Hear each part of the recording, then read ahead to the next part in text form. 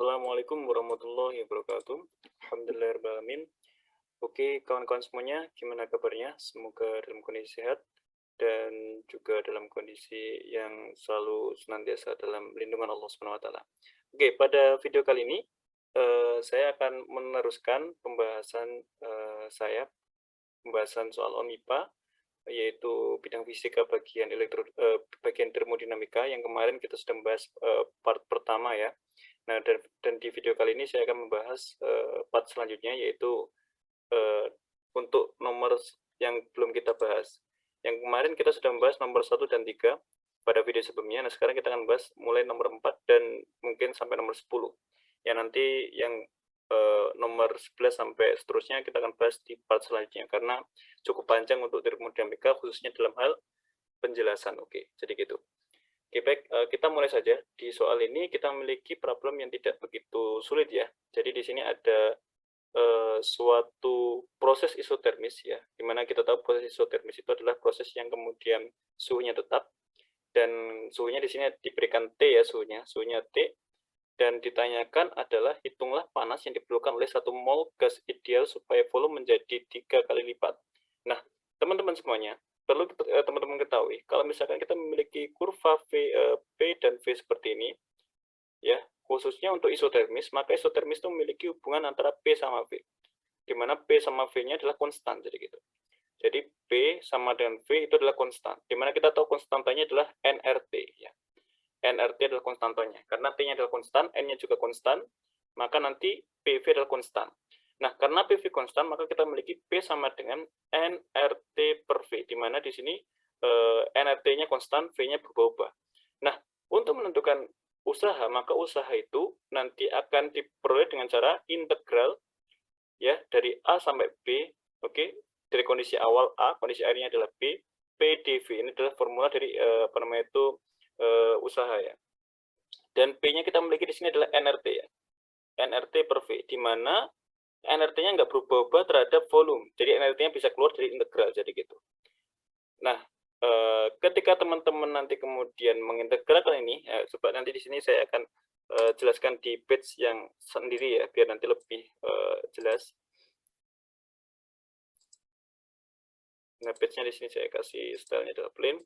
Oke, baik, jadi nanti kita nomor 4 ya, nomor 4 kita fokuskan nomor 4 di sini.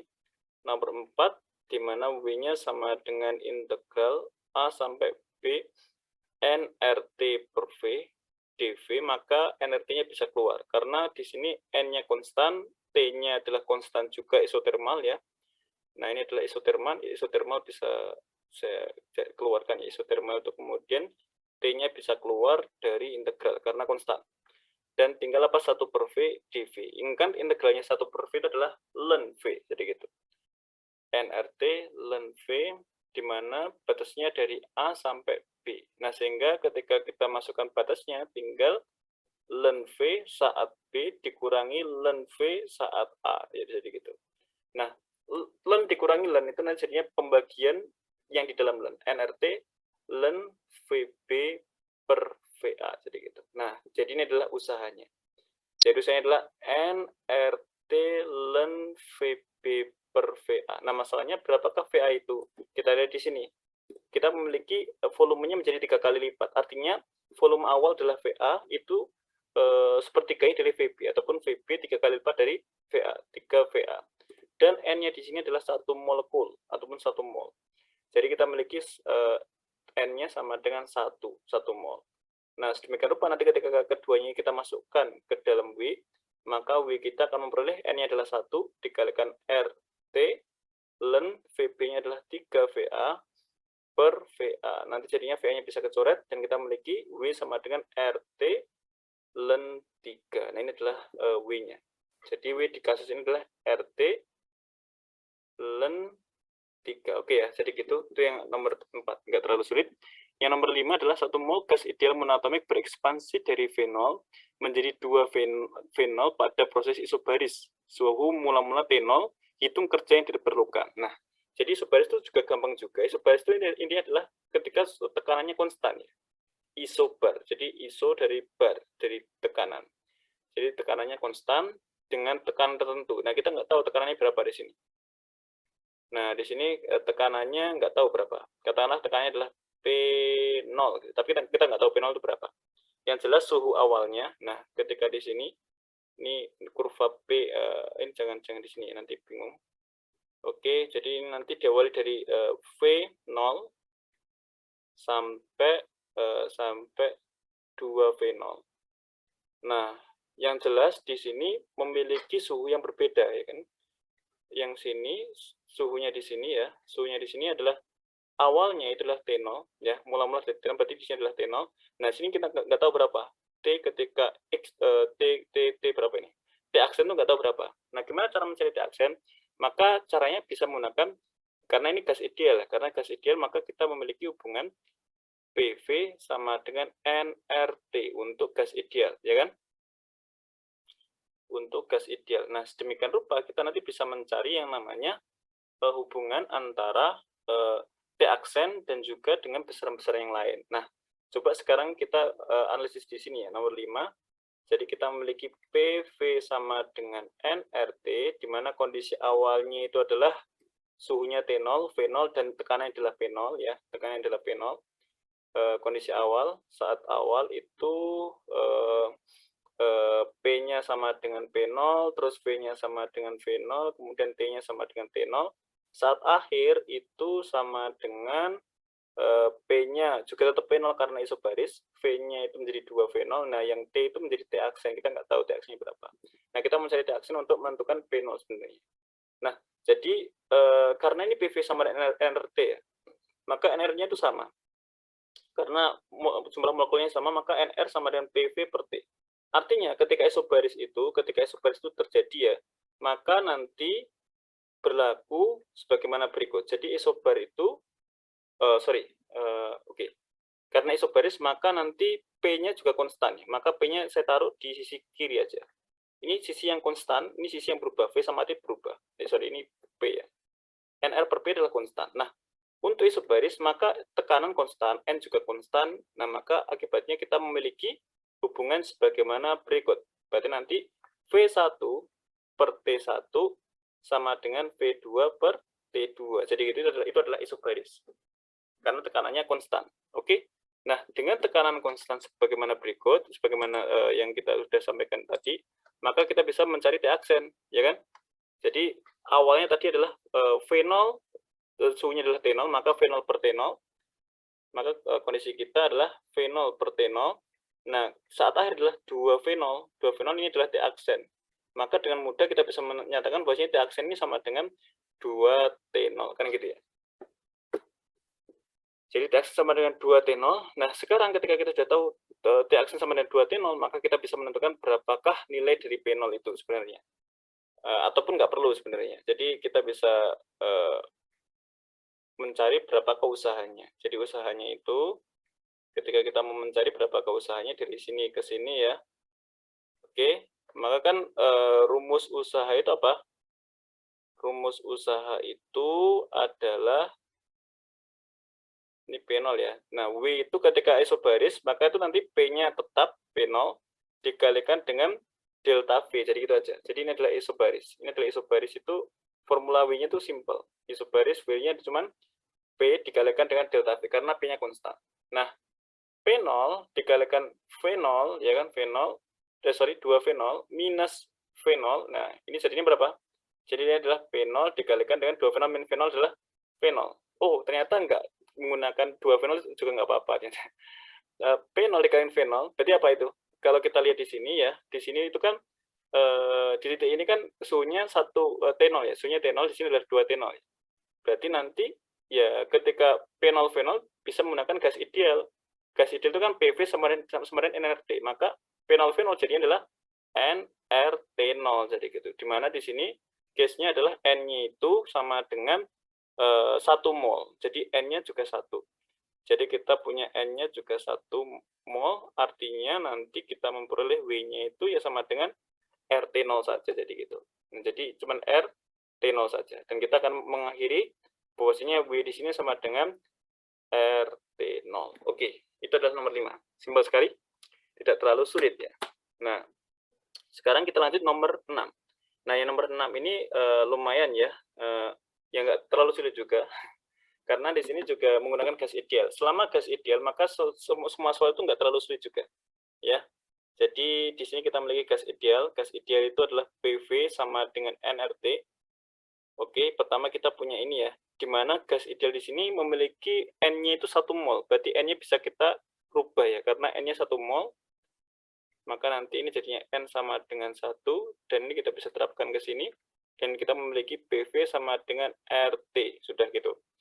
Oke, nah dengan bekal seperti ini ya, dengan bekal seperti ini, maka nanti kita akan memiliki nilai P itu sama dengan RT per V, jadi gitu, RT per V. Nah, T-nya sendiri bisa dijabarkan sebagaimana di atas tadi.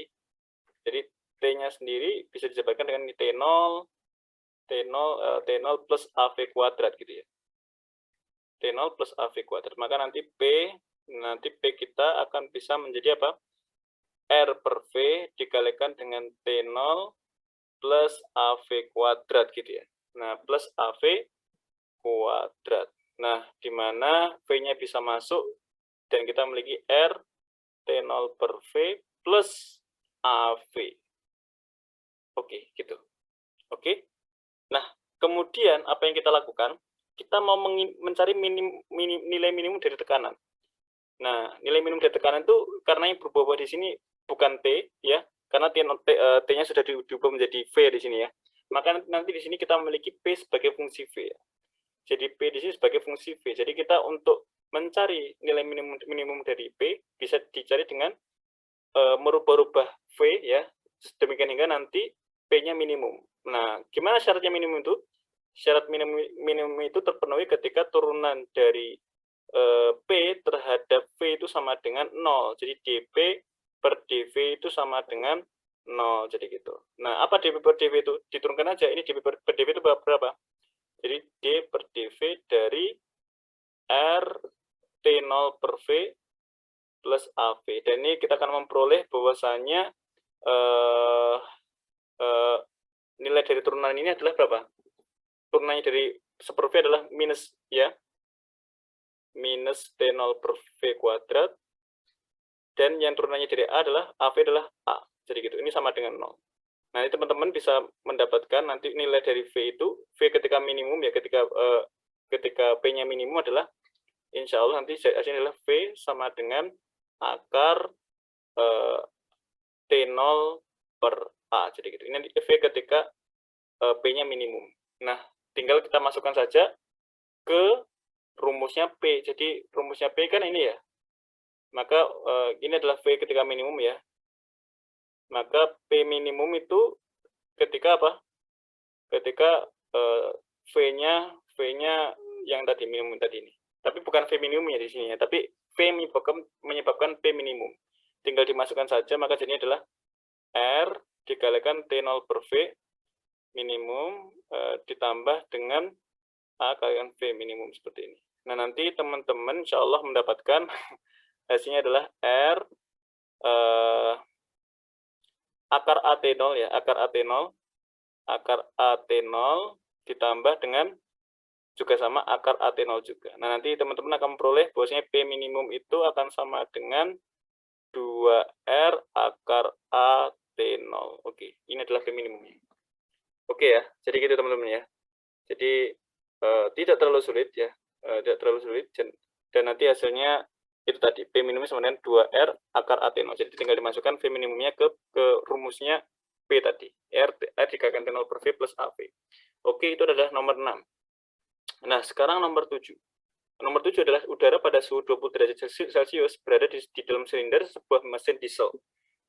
Dikompresi dari tekanan awal 1 atmosfer dan volume 800 cm3 ya gitu ya. Anggap udara bersifat sebagai gas ideal dengan gamma 1,4 dan kompresi ini berlangsung secara adiabatis. Hitung suhu akhir udara dalam derajat Celcius. Oke, jadi untuk menghitung sebelum menjadi derajat Celcius ya, karena hubungan PV sama dengan nRT ini, jadi hubungan PV sama dengan nRT ini harus diingat-ingat ya, jangan lupa T di sini tidak boleh Celcius. T di sini harus dalam Kelvin. Ya, maka sebelum ini menjadi Celcius, kita nanti ubah dulu ke Kelvin ya. Baru nanti ketika kita sudah dapat T akhirnya dalam Kelvin, kita ubah ke Celsius dengan dikurangi dengan 273. Oke, jadi gitu ya. Nah, jadi ataupun ditambah dengan 273. Dikurangi 273 ya. Maaf. Nah, jadi itu tadi cara yang harus diingat-ingat. Jadi T di sini harus Kelvin, nggak boleh dalam Celsius. Itu. Nah, ingat kalau adiabatis itu memiliki persamaan ini ya. PV pangkat gamma itu konstan. Itu adalah adiabatis ya. Jadi syarat adiabatis itu PV pangkat gamma itu adalah konstan. Jadi adiabatis itu syaratnya PV pangkat gamma adalah konstan.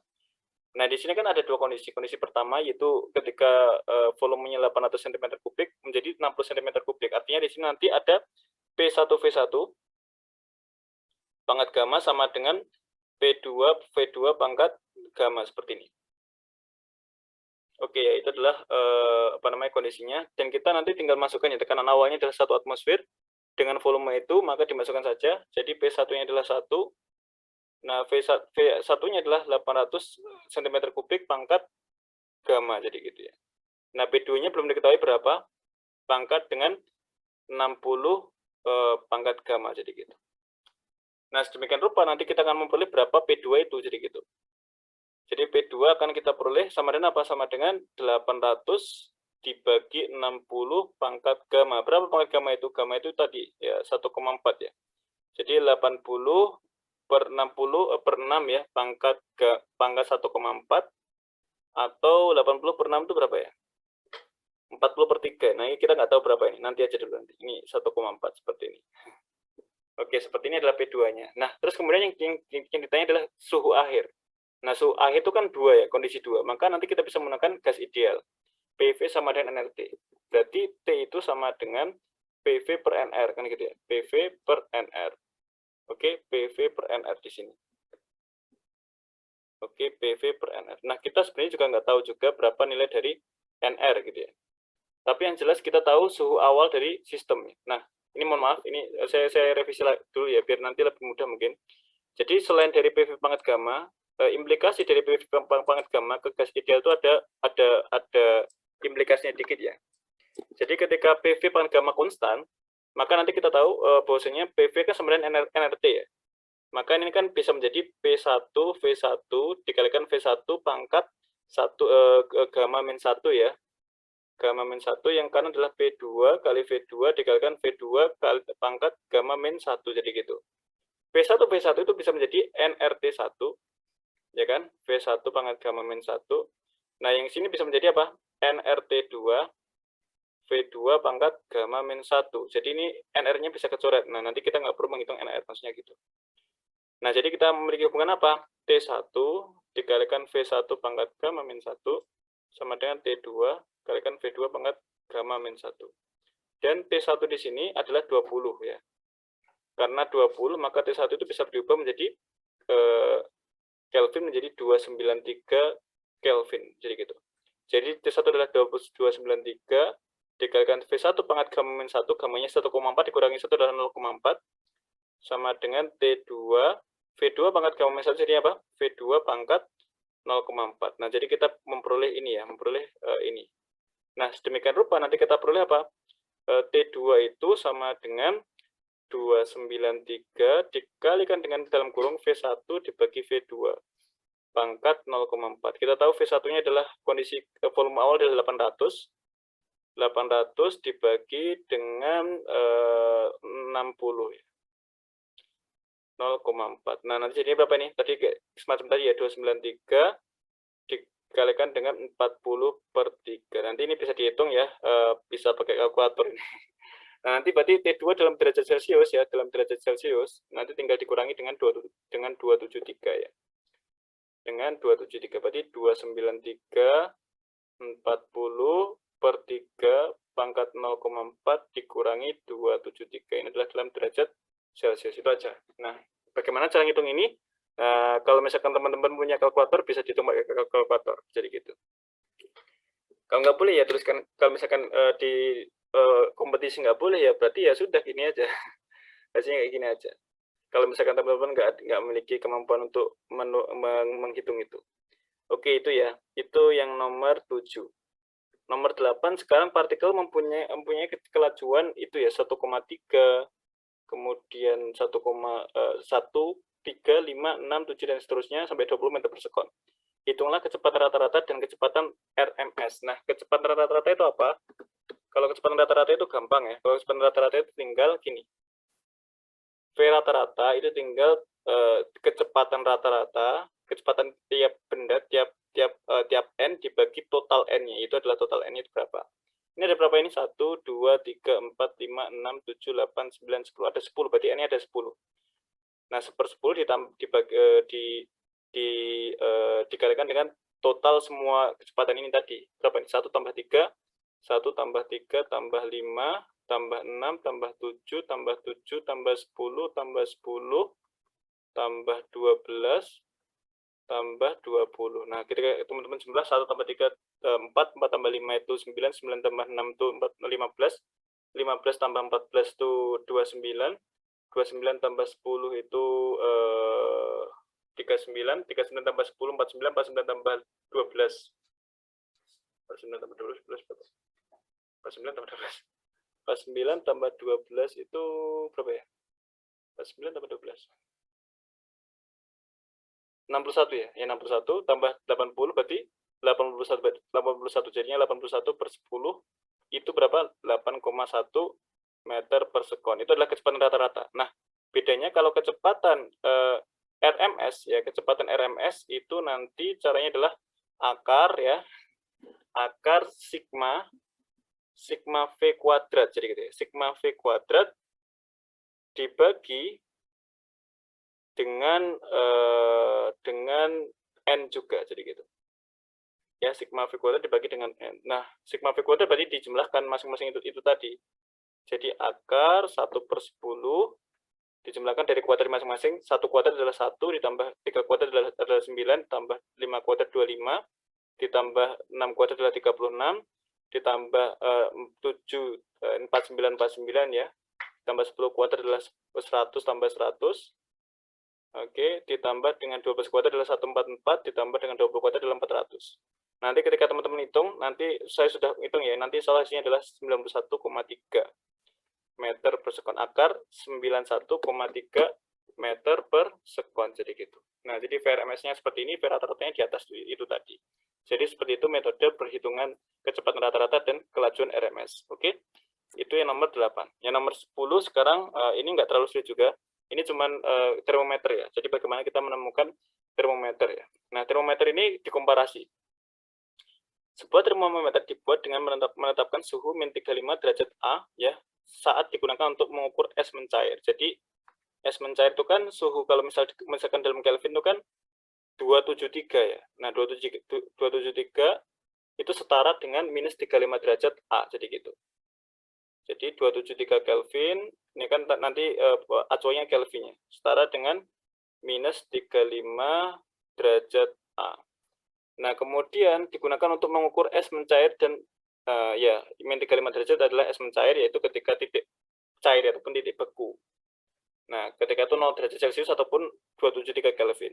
Dan 265 derajat A saat air mendidih. Saat air mendidih, Kelvin itu 373 ya. Nah, tapi di sini dia itu kemudian mendapatkan 265 derajat A. Jadi termometernya 265 derajat A.